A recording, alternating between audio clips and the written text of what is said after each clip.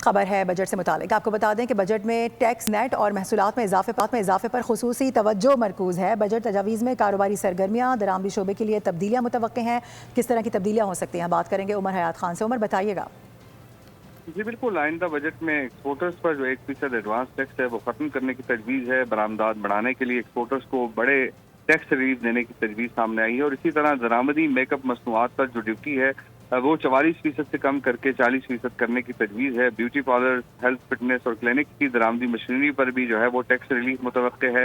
इसी तरह sun block, सन screen, shaving cream और आफ्टर शेव जो है वो भी सस्ते होने का इम्कान है। लोशन समेत मुतादिद जाती इस्तेमाल की दरामदी मसनूआत पर ड्यूटी में कमी की तजवीज़ है। बच्चों के जो फार्मूला दूध है, केचप है, घी है, कुकिंग ऑयल और चाय पर जो परचून कीमत प्रिंट होगी और अशिया खुर्दनोश पर सेल्स टैक्स वसूली के लिए परचून कीमत की तबादला लाजमी करार देने की तजवीज़ दी जा रही है इस बजट में। और पेट्रोलियम मसनूआत पर जो क्लाइमेट लेवी है वो 2.5 रुपये से बढ़ाकर 5 रुपये फी लीटर करने की तजवीज़ है और गमशुदा अजला के लिए टैक्स छूट जो है वो खत्म करने की तजवीज़ बजट का हिस्सा है। जी सही, ठीक है। इस हवाले से आगाह करने के लिए उमर, आपका बेहद शुक्रिया।